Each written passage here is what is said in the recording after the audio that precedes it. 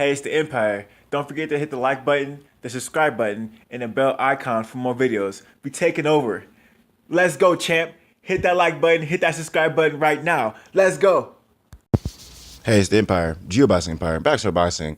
Nah, man, crazy news, man. After Jamie Munguia versus Dennis Hogan fought, it was a controversial decision, and Jamie Munguia won that fight. Now, you guys are watching the highlights right now, man. Crazy stuff.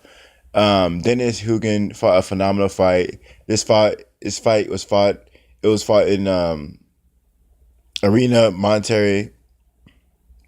So it was a really big fight out of Canada, and I mean out of Ireland, I believe. And this was a really big deal. And the thing is, this guy Dennis Hogan has 28 wins, 7 losses, and he was looking like a power puncher in this fight. You guys are seeing the highlights right now. Jamie Munguia did a horrible job in this fight, and Jarrett Swift Hurd chimed in on this. Now, you guys see it, man. It's a tweet. Dance popped out and says, "Do you guys agree with the scorecards?" And then Swift Hurd comes in. Swift Nation comes in swiftly with the Thunderbolt, man. He says, "Joke." And then he has a Thunderbolt popping up. The Zeus Bolt, baby. Gang, gang. Now, man, my boy Jarrett Hurd, man. The Alpha and Omega at super welterweight, man. The champ. He's the champ. And it's wild, man. People have been really quiet about 154 division ever since Jamel Charlo took that L. Everyone's been real quiet now. No one wants to talk about my boy Jarrett Swift Hurd. They don't want to talk about the champ. People are mad that Swift is on top. And it's crazy because not only is Swift on top, but Hurd beat the very guy who beat Jamel Charlo by KO. Hurd stopped the guy, and Jamel Charlo came up with the L, fighting the fighter that my boy Hurd beat in dominating fashion because, well, he stopped the guy. So that being said, man, Jarrett Hurd is looking at Jamie Munguia, and he's licking his lips, man. He's rubbing his hands like Birdman, and he wants his fight because he's mentioning it and he's commenting on it, talking about this fight's a joke. And not only is he talking directly toward Jamie Munguia, he's talking to Dance. Dance is their promotion company that Jamie Munguia works with. That being said, man, this makes it a really big deal because not only is Hurd talking to Jamie Munguia, he's talking to a promoter, and if the promoter thinks this fight is sellable and they can make a lot of money doing it, they're gonna make this fight happen. Now, like I said earlier, Tony Harrison completely dominated Jamel Charlo, and the division's really stacked, man.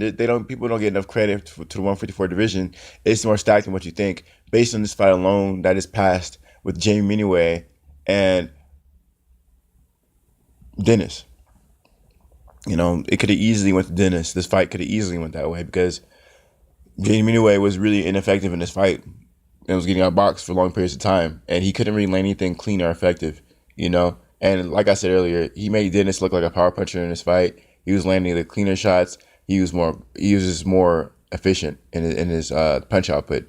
So, man, my boy Hurd, he's looking invincible though, man. He gets outboxed for periods of time, but that's inherent in his style because he's a hyper aggressive fighter. He's always walking you down. He's always trying to get to your body. So getting to someone's body, you're gonna have to take shots to get there. But my boy Hurd, man, he's coming for these champions, and Jamie Munguia is next. And it's crazy because no one really talks about that fight because everyone knows what's gonna happen. Jamie Munguia is gonna take that L, and it's probably gonna be by stoppage. Jamie Munguia, the thing with him is he's a power puncher, and he comes forward a lot. That's just his style. Unfortunately for him, he's gonna fight a guy who comes forward just like him, who has a chin, who actually hits extremely hard as well. Jarrett Hurd has 23 wins and 16 knockouts. And, I think he just really came into his style. Most of those UDs are early in his career before he really got, down with his style and really refined it.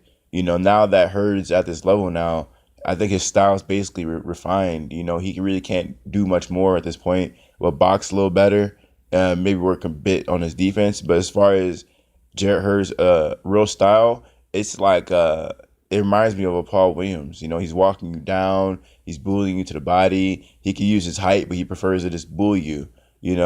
The only thing he really needs to do is just boxing outside. Paul Williams was really good at that. He actually could do it when he wanted to. He just never liked to. I would like to see Hurd do that a little more. But for the most part, if he decides to enforce his style on you, there's really nothing you can do.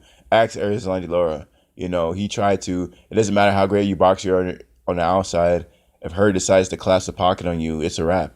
You know. But there you guys have it, man. You know, Hurd trashes JAIME MUNGUIA and his promotion. You know, and it's wild because it's just wild, man. It's just wild because, you know, I wouldn't think that would happen, but given enough pressure, Dance would probably give in to Jarrett Hurd wanting to fight JAIME anyway.